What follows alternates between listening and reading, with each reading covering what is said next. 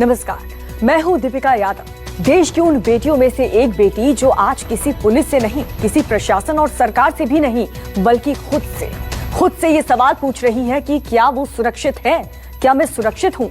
ये बेटी चाहे कहीं भी हो। देखिए, मैं भी गुजरात से आती हूँ, मेरे माँ बाप गुजरात में हैं। जब ऑफिस से घर जाती हूँ या फिर घर से ऑफिस आती हूँ तो मेरे भी जहन में ये सवाल उठता है सऊद कि क्या मैं सुरक्षित हूँ, क्या मैं सेफ हूँ।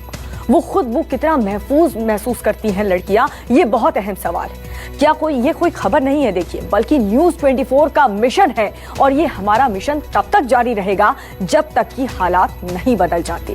हम हर बेटी की सुरक्षा की बात करेंगे, खबरों को सनसनी बनाएंगे, ना कि हवा करेंगे।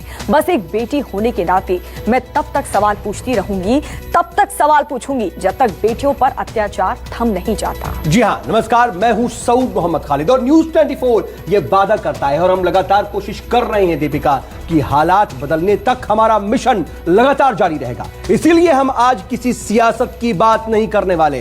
हमारे शो में कोई सियासी बात नहीं होगी। बात होगी तो सिर्फ उन बेटियों की जो आज टीवी पर चल रही तमाम खबरों को देखकर सिहर रही हैं।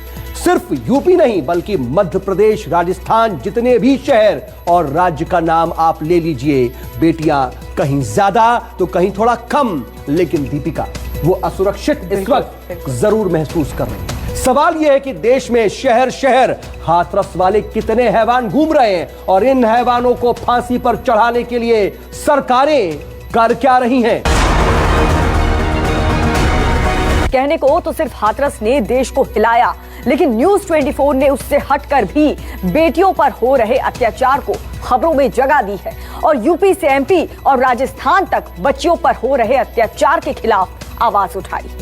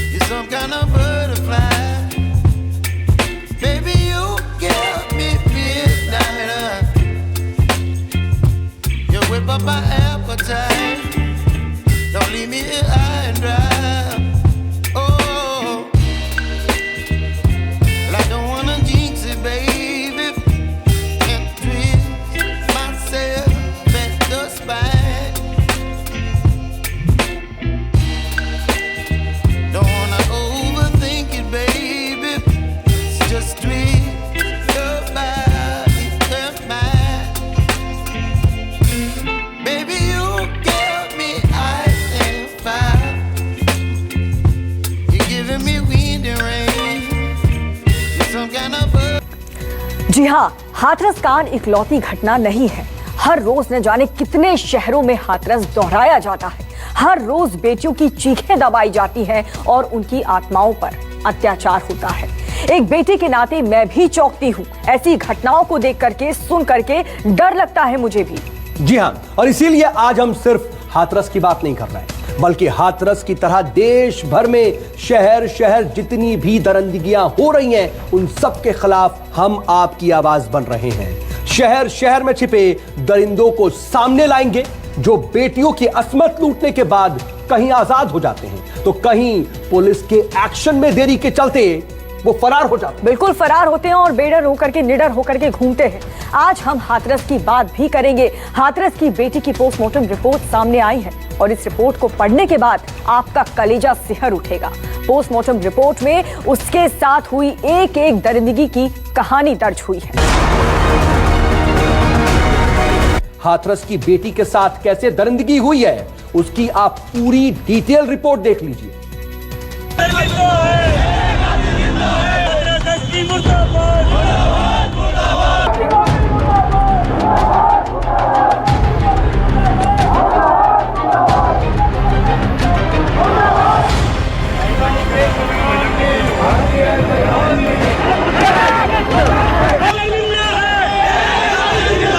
हाथरस की घटना पर दिल्ली से लेकर मुंबई और लखनऊ तक लोग सड़कों पर हैं।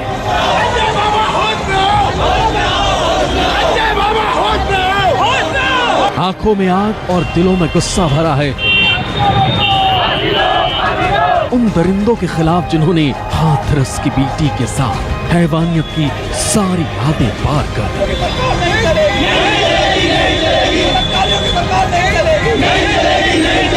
लेकिन इस गुस्से का क्या मतलब? जब शहर शहर हैवानियत की लगातार गवाही दे रहा हो, क्या यूपी और क्या राजस्थान और क्या मध्य प्रदेश, हर जगह से बेटियों की चित्कार निकल रही है।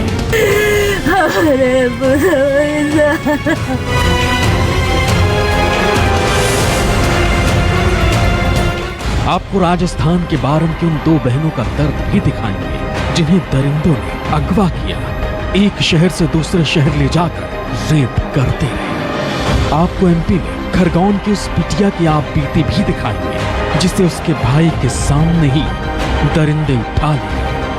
बलरामपुर में हुई हैवानियत की गवाही भी दिखाएंगे जहां रेप के बाद पीड़ित अस्पताल पहुंचने से पहले ही दम तोड़ गई। लेकिन सबसे पहले हाथरस की बेटी के जख्मों की गवाही दी जिसे पोस्टमार्टम रिपोर्ट में डॉक्टर्स ने दर्ज किया।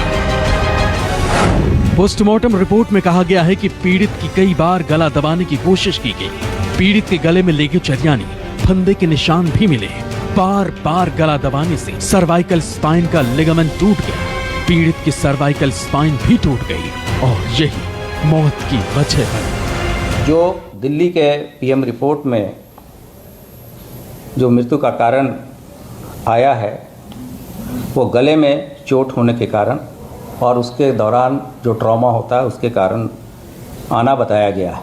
उसको खींचने की कोशिश की गई थी। उसके साथ अपराध, जघन्य अपराध की जो तस्वीर देखने को मिली। ये 14 तारीख का वाकया है। हाथरस के इसी जगह पर मैं ग्राउंड जीरो पर खड़ा हूँ और यहाँ से वो चीज़ बता रहा हूँ कि जब सुबह का वक्त था, रोज़ाना की तरह, हमेशा की तरह वो माँ के साथ आती थी, लेकिन जैसा उस दिन हुआ वो घर लौट के नहीं आई बल्कि वो अस्पताल गई। मतलब हाथरस के हैवानों ने पीड़ित की जान लेने में कोई कसर नहीं छोड़ी थी। चार दरिंदों ने मिलकर गला दबाया ताकि पीड़ित मौके से जिंदा वापस न लौट सके। पोस्टमार्टम रिपोर्ट में कहा गया कि पीड़ित के शरीर पर कई जगहों पर फ्रैक्चर थे। स्पाइनर को गर्दन से जोड़ने वाली हड्डी में फ्रैक्चर था। अस्पताल ने पीड़ित का विसरा सुरक्षित रख लिया है। विसरा को फोरेंसिक जांच के लिए भेजा जाएगा। नाखून और स्वैब का सैंपल भी रिजर्व रखा गया है। सफदरजंग के डॉक्टरों का कहना है कि हाथरस की मासूम को जब अस्पताल लाया गया था तो उस वक्त उसकी हालत बेहद नाजुक थी। उसका ब्लड प्रेशर काफी लो चल रहा था, इसीलिए इमरजेंसी में उसे तुरंत भर्ती किया गया और इलाज शुरू कर दिया गया। लेकिन 12 घंटे के अंदर उसकी हालत बिगड़ती चली गई। 29 सितंबर की सुबह 5:30 बजे पीड़ित को कार्डियक अरेस्ट आया। डॉक्टर्स ने पीड़ित को CPR दिया, लेकिन उसकी जान नहीं बच पाई। दिल्ली से पल्लवी झा के साथ लखनऊ से मानस श्रीवास्तव, न्यूज़ 24। तो हमारी इस रिपोर्ट को तो आपने देख लिया। सऊद, आपको याद होगा निर्भया के लिए पूरा देश खड़ा हो गया था। निर्भया कांड के बाद देश में कानून भी बदले और कानून को लागू करने का तरीका भी सख्त हुआ, लेकिन निर्भया जैसी घटनाएं वो बंद नहीं हुई और ना ही कम हुई। जी हाँ, और आपको हैरानी होगी दीपिका, एनसीआरबी के आंकड़े और भी चौंकाते हैं क्योंकि देश में रेप की जो वारदात है वो कम से कम आंकड़ों में तो कम होती दिखाई नहीं दे रही। जी हाँ, होता यह है कि कई बार जो मामले हैं वो दुनिया के सामने ही नहीं आते, कई बार उसे दबा दिए जाते हैं। लेकिन जब मामले आंदोलन की सूरत अख्तियार करते हैं तो फिर दरिंदगी की कहानियां सामने आनी शुरू हो जाती है। और बार बार हर बार यही होता है, लेकिन न्यूज़ 24 की मुहिम बेटियों के साथ है और न्यूज़ 24 लगातार देश की बेटियों की आवाज बनता रहेगा।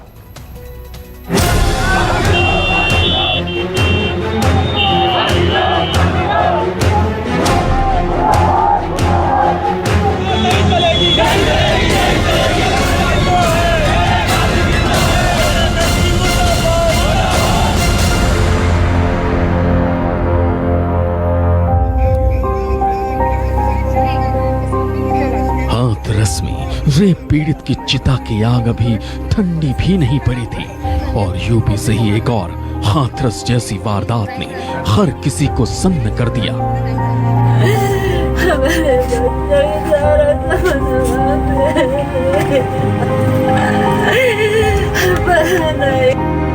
इस माँ को अभी भी यकीन नहीं हो रहा कि उसकी बिटिया अब इस दुनिया में नहीं है। माँ का आरोप है कि दरिंदों ने इनकी बेटी के साथ गैंग रेप किया, बेटी की कमर और पैर तोड़ डाले, जिसके चलते वो खड़ी तक नहीं हो पा रही थी।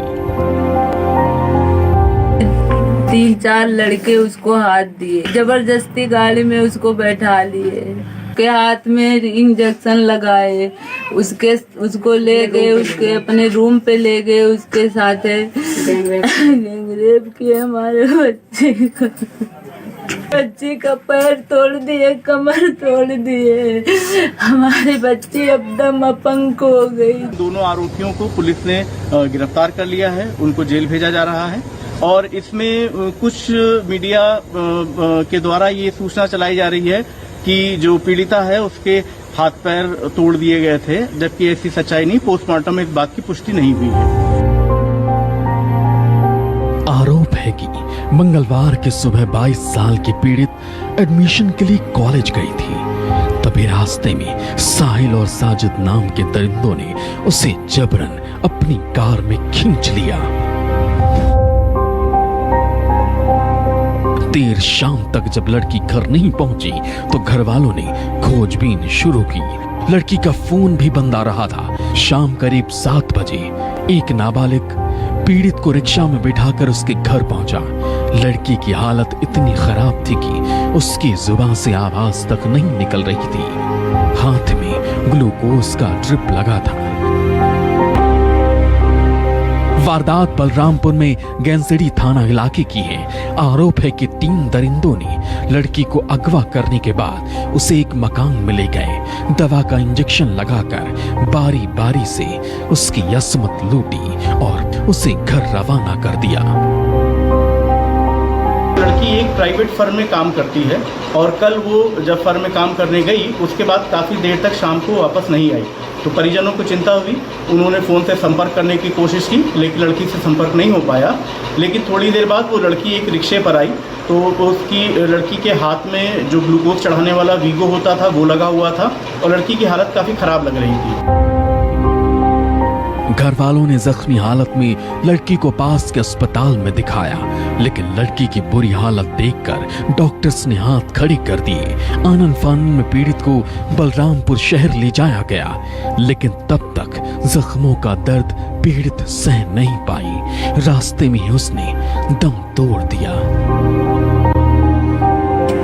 संतोष डॉक्टर के हॉस्पिटल में ले गए, फिर वो बोले कि तो लखनऊ ले जाइए या बलरामपुर ले जाए, बहुत सीरियस हो गई है। फिर तुलसीपुर मटेना के बीच में, सोनपुर के बीच में हमारे बच्चे का इंतजार हो गई। बलरामपुर की दलित बेटी की मौत पर प्रशासन ने पीड़ित परिवार को 6,18,750 रुपए की मदद दी, लेकिन सवाल फिर वही, क्या मदद की राशि से बेटी की मौत का दर्द कम हो जाएगा? पुलिस ने अब तक 2 आरोपियों को गिरफ्तार किया है। अभी भी एक आरोपी फरार है। नहीं चलेगी, नहीं चलेगी, नहीं चलेगी।